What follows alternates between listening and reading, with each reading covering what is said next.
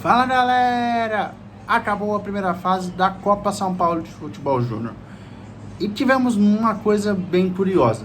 O Cuiabá poupou muitos dos seus titulares, alguns até entraram no segundo tempo, mas não venceram o Taubaté e passou em primeiro do grupo. O Cuiabá já tinha garantido a classificação na última rodada, poupa seus titulares e pensa na próxima fase da competição, que era o planejamento da equipe. O Cuiabá teria que classificar logo para poupar, porque sabe que terá uma sequência muito dura. E vencer fisicamente os adversários, ou estar mais bem preparado fisicamente que os adversários, é muito importante nessa competição de tiro curto, que é muito corrido. Pelo menos vai jogar num campo bom, que é em Guaratinguetá, porque o campo de Taubaté é uma das coisas mais horríveis que eu vi em muito tempo acompanhando o Copa São Paulo. Só perde pro campo de Tupã ano passado, que também era bem ruim. Se não me engano, foi o campo que o Cuiabá perdeu pro Cruzeiro. Um jogo parecia que o campo era na praia da cidade. Não sei nem se cidade tem praia, também não ligo, deve ser no interior de São Paulo. Mas assim, foi bem ruim, tava bem ruim aquele gramado do jogo do Cuiabá na temporada passada. Esse ano, gramado, pelo menos é gramado, mas muito feio. Então o Cuiabá se despede de Taubaté, pode encontrar em breve, mas se despede por enquanto de Taubaté e vai jogar em Guaratinguetá. Vai pegar uma equipe que sabe se defender, mas que principalmente é uma equipe interessante ofensivamente. Assisti pelo menos os últimos 30 minutos, 20 minutos do jogo entre Atlético Guaratinguetá e Bahia. O Atlético eliminou o Bahia da competição, que é um mérito muito importante para essa equipe. O Cuiabá, não vou analisar muito o jogo, porque não teve tanto jogo, foi um jogo bem sonolento. Em dados momentos eu pensei, vou dormir um pouquinho e depois eu volto para ver se teve alguma coisa nos melhores momentos. Não fiz isso, mas deveria ter feito, o jogo foi bem apático. O jogo do Nova Mutum, pelo contrário, foi um jogo maluco. No primeiro tempo, 3-0, 2 gols de Dalbert e um de Mateuzinho, inclusive um gol de pênalti. O Nova Mutum dominou as ações da partida, mas quase tomou um gol no início do jogo. O 3-0 no primeiro tempo praticamente selaram a classificação do Nova Mutum, que fez mais 2 na segunda etapa, fazendo 5 no total. Christian mais quem que eu estou esquecendo? Faz as anotações, larga lá longe. Christian e Valentim fizeram os outros 2 gols do Nova Mutum, que com a goleada termina por enquanto como líder do grupo.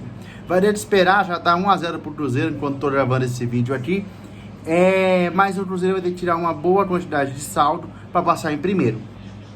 Com esse resultado, se tudo terminar mais ou menos assim, o Nova Mutum deve pegar o Madureira, time do Rio de Janeiro. Se não, vai pegar a Portuguesa de Desportos. Torçamos para que seja o Madureira, porque a Portuguesa é um time muito forte, venceu as 3 partidas do grupo que estava. Então veremos o Nova Mutum que goleou, que passeou, que fez 3 jogos, em que foi melhor que as equipes que enfrentou, devendo enfrentar o Madureira, que tomou uma sacolada hoje também. Então essa primeira fase termina com muitas vantagens para as equipes de Mato Grosso no sentido da parte técnica e física. Tirando a reta final do jogo do Cruzeiro, que eu acho que o Nova Mutum se desdobrou para jogar e poderia ter matado o jogo antes.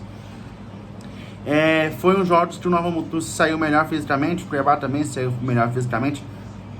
O Cuiabá me lembra, eu não vou lembrar o time ao certo, assim, o nome da estratégia, mas o Cuiabá era um time que mata o jogo muito rápido.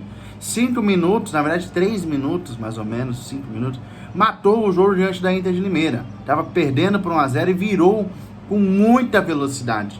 O Nova Mutum é um time incansável no ataque, que teve no Dagoberto, hoje teve o Naubert, mas tem o Daniel, que tem um time muito ofensivo e que dá trabalho. E o Christian, que entra e joga muito, fazendo um golaço na estreia e mais um belíssimo gol hoje.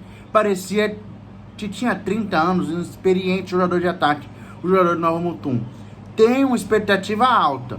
Eu acho que dá para os 2 times de Mato Grosso se classificar a mais uma fase da Copa São Paulo de Futebol Júnior.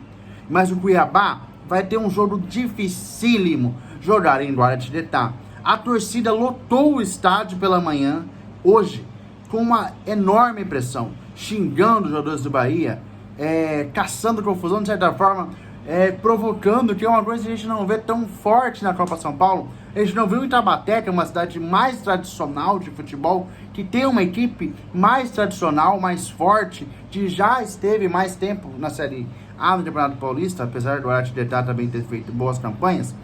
Eu vi uma pressão enorme por parte da torcida do Guaratinguetá, que eu não vi hoje por parte da torcida do Taubaté.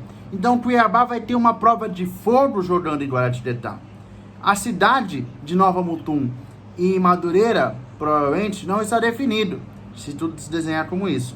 Então nós teremos de esperar a definição da Federação Paulista para as datas e para os locais dos jogos. Mas quando tem equipe de São Paulo, o jogo geralmente é na sede que essa equipe está. Por isso que o Cuiabá, como mandante, vai jogar em Guaratinguetá. E se passasse... por exemplo, o Bragantino, que passou com 9 pontos, líder absoluto do grupo do Atlético do Guaratinguetá, irá a Taubaté, onde o Cuiabá está hoje, então vai vir a Taubaté enfrentar a equipe da casa. Então a Copa São Paulo tem essas particularidades. Deve ser isso, não deve ir para a Bragança Paulista, né? Então devemos ter essa sequência de jogos muito importantes. Amanhã tem live para falar das novidades do Cuiabá, que já tem 9 reforços acertados. Eu tô com essa arte pronta desde terça, mas estou esperando a data certa para a gente falar de tudo do Douradão, que volta com tudo, que já voltou anunciando o Matos na terça-feira, voltou anunciando o Bruno Alves hoje e deve ir anunciando aos poucos os seus reforços. Dentre eles, tem o Luciano Jimenez, temos o André Luiz, temos um time do Cuiabá trazendo destaque de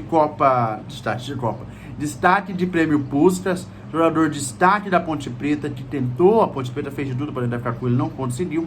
Cuiabá tem nomes interessantes chegando, e como disse, até a volta mesmo do André Luiz, que é um bom resultado.